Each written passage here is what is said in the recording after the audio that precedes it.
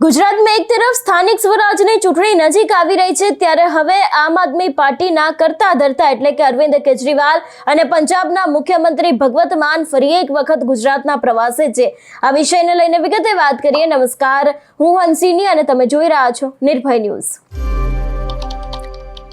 ગુજરાતના રાજકારણમાં ગરમાવો આવ્યો છે, એવામાં હવે અરવિંદ કેજરીવાલના ગુજરાત પ્રવાસ કાંક વધી રહ્યા હોય એવું લાગી રહ્યું છે। વિસાવદર જીત્યા બાદ આમ આદમી પાર્ટી છે તેમને સૌરાષ્ટ્રમાં પોતાની પકડ મજબૂત કરવા માટે થઈને અત્યારે હાલ પૂરતા પ્રયત્ન કરી રહી છે। એવામાં હવે અરવિંદ કેજરીવાલ અને ભગવત માન ફરી એક વખત ગુજરાત આવી રહ્યા છે। ગુજરાત પ્રવાસને લઈને વાત કરવામાં આવે તો આમ આદમી પાર્ટીના અરવિંદ કેજરીવાલ અને પંજાબના મુખ્યમંત્રી ભગવત માન 24 થી લઈને 27 માર્ચ સુધી ગુજરાતના પ્રવાસે હશે। ખાસ કરીને સૌરાષ્ટ્ર અને આદિવાસી વિસ્તારમાં જંગી જનસભા છે એ પણ તેમના દ્વારા સંબોધવામાં આવવાની છે। 25 માર્ચ અમરેલી અને 26 માર્ચ જામનગર ખાતે ખેડૂતો મુદ્દે વિજય વિશ્વાસ સભાનું આયોજન કરવામાં આવ્યું છે। એટલું જ નહીં, આ સમગ્ર સભાની અંદર ખેડૂતોના મુદ્દા ઉઠાવવામાં આવશે અને 27 માર્ચ દાહોદ ખાતે આદિવાસી સમાજ મુદ્દે જંગી જનસભા અરવિંદ કેજરીવાલ અને ભગવત માનજી છે એમાં પણ તેઓ હાજરી આપવાના છે એવી વાત છે તે ઈસુદાન ગઢવી દ્વારા કરવામાં આવી છે। વધુમાં આ વિષયને લઈને ઈસુદાન ગઢવી શું કહ્યું સાંભળીએ। આમ આદમી પાર્ટીની પત્રકાર પરિષદમાં આપ સૌનું સ્વાગત છે। આપ સૌ જાણો છો કે આગામી 15 દિવસની અંદર સ્થાનિક સ્વરાજ્યની ચૂંટણીઓ જાહેર થવાની છે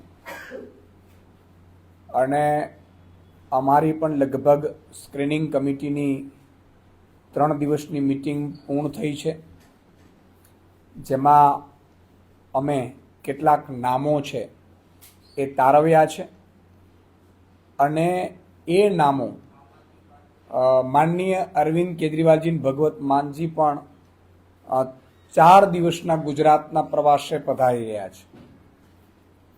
આગામી 24 તારીખે સાંજે રાજકોટ માનનીય અરવિંદ કેજરીવાલજી ભગવત માનજી આવી જવાના છે।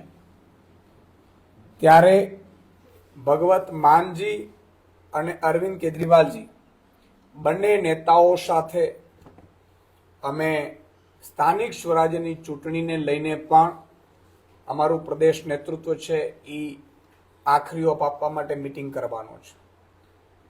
સ્વાભાવિકપણે માનનીય અરવિંદ કેજરીવાલજી અને ભગવત માનજી 4 દિવસના પ્રવાસે આવે છે। એમાં સૌથી મોટી 2 સભાઓ સૌરાષ્ટ્રમાં અને 1 સભા એ આદિવાસી ક્ષેત્રમાં કરવા જઈ રહ્યા છે।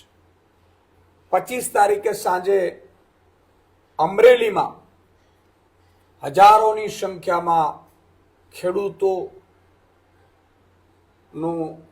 વિજય વિશ્વાસ સભાનું આયોજન કરવામાં આવ્યું છે। માનનીય અરવિંદ કેજરીવાલજી, માનનીય ભગવત માન અને સમગ્ર પ્રદેશ નેતૃત્વ ઉપસ્થિત રહેશે। 25 તારીખે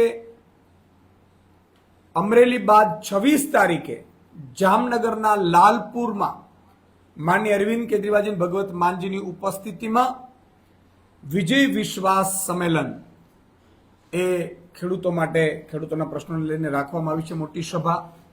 અને ત્યારબાદ દાહોદમાં 27 તારીખે સભાનું આયોજન થશે। તો એક આ પત્રકાર પરિષદ 2 મુદ્દાઓ પર છે। એક તો માનનીય અરવિંદ કેજરીવાલજી ભગવત માનજી 4 દિવસના પ્રવાસમાં ગુજરાતે આવી રહ્યા છે, જેમાં દાહોદમાં પણ લગભગ 50,000 થી વધુની રેલી માનનીય અરવિંદ કેજરીવાલજી ભગવત માનજી અને અમારું પ્રદેશ નેતૃત્વ સંબોધન કરવાનું છે। સાથે સાથે જે મુદ્દાઓ ખેડૂતોના, ગરીબોના, વંચિતોના, શોષિતોના અને આદિવાસી સમાજના છે એ મુદ્દે તેઓ સભાને સંબોધન કરવાના છે। અને 3 દિવસીય અમારી જે સ્ક્રીનિંગ કમિટીની જે થઈ છે એ મામલે અમે શીર્ષ નેતૃત્વ સાથે ચર્ચાઓ કરી છે, જેમાં પહેલું લિસ્ટ છે એ ટૂંક સમયમાં અમે જાહેર કરવાના છીએ ઉમેદવારોનો। આપ સૌ જાણો છો કે આમ આદમી પાર્ટી પોતે પોતાની રણનીતિથી ચાલે છે। અમે બીજી પાર્ટીઓની જેમ રણનીતિથી નથી ચાલતા, અમે અમારી રણનીતિ ચાલીએ છીએ અને સૌથી પહેલા કેન્ડિડેટ ડિક્લેર આમ આદમી પાર્ટી કરવા જઈ રહી છે।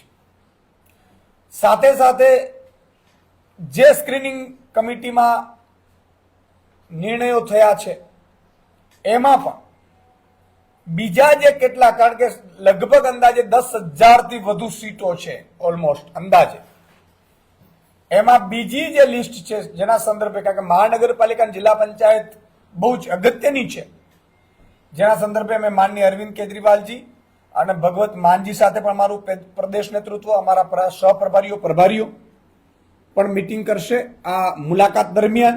અને ત્યારબાદ બીજું લિસ્ટ પણ અમે લગભગ ટૂંક સમયમાં ઉમેદવારોનું જાહેર કરી દઈશું.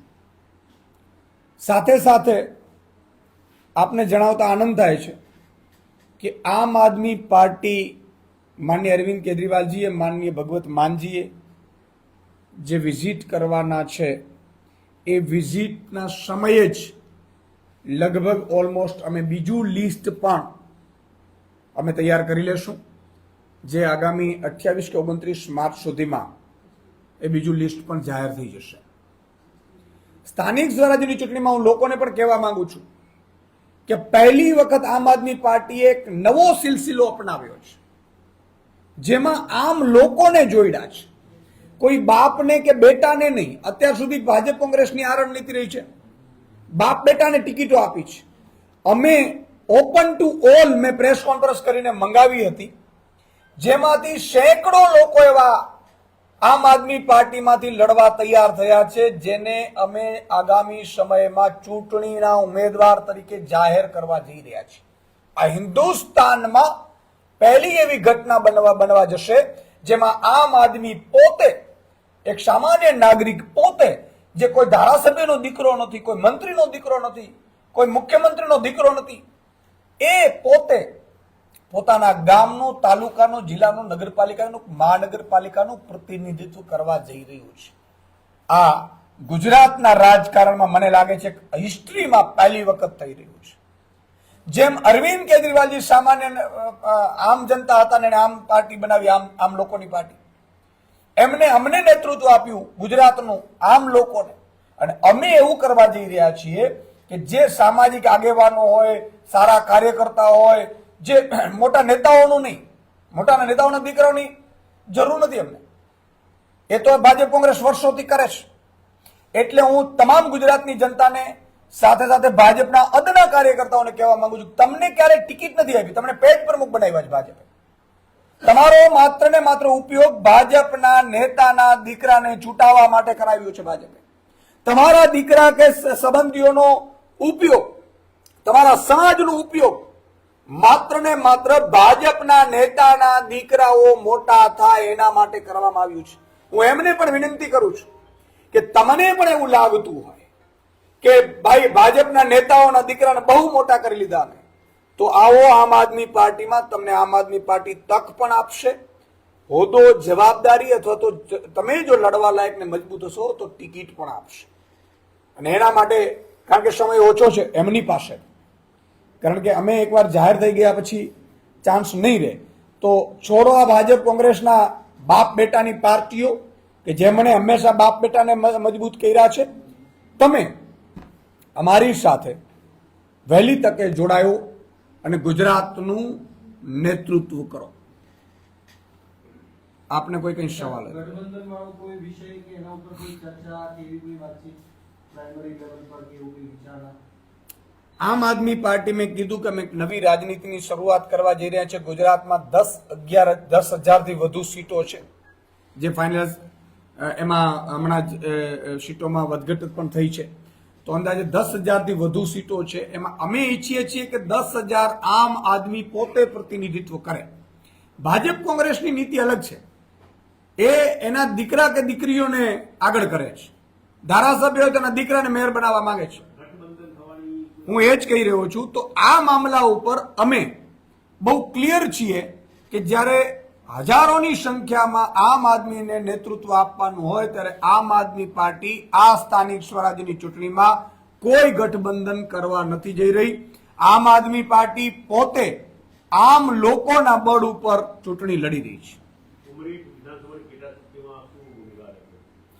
ઉમરેઠ વિધાનસભાની જે પેટા ચૂંટણી જે યોજાવાની તારીખ નક્કી થઈ છે, જેના સંદર્ભે અમે માનનીય અરવિંદ કેજરીવાલજી અને ભગવત માનજી જે આવી રહ્યા છે 24 તારીખે, એટલે 25 તારીખ સુધીમાં અમારી 25 તારીખે એમની સાથે પ્રદેશ નેતૃત્વની મિટિંગ છે. અને પ્રદેશ નેતૃત્વની મિટિંગમાં અમે લગભગ નક્કી કરીશું ઉમરેઠ વિધાનસભાની પેટા ચૂંટણીને સંદર્ભે. એટલે એક તરફ અત્યારે હાલ સૌરાષ્ટ્રને જે આદિવાસી વિસ્તાર ગણાય છે કે જે આમ આદમી પાર્ટીના ડેડિયાપાડાના ધારાસભ્ય ચૈતર વસાવા છે તે અત્યારે હાલ ધીરે ધીરે પોતાનો વ્યાપ વધારી રહ્યા છે. એ જ બંને જગ્યાએ હવે પોતાની પકડ વધારે મજબૂત કરવા માટે થઈને હવે અરવિંદ કેજરીવાલ અને ભગવત માન છે તે ગુજરાતના પ્રવાસે આવી રહ્યા છે અને આ બંને જગ્યાએ એટલે કે સૌરાષ્ટ્ર અને આદિવાસી વિસ્તારની અંદર જનસભા છે એ પણ તેમના દ્વારા કરવામાં આવશે. તમારું શું માનવું છે આ વિષયને લઈને અમને કમેન્ટ કરીને ચોક્કસથી જણાવજો. તેની સાથે અમારી ચેનલ નિર્ભય ન્યૂઝને લાઇક, શેર અને સબસ્ક્રાઇબ કરવાનું ભૂલશો નહીં. નમસ્કાર.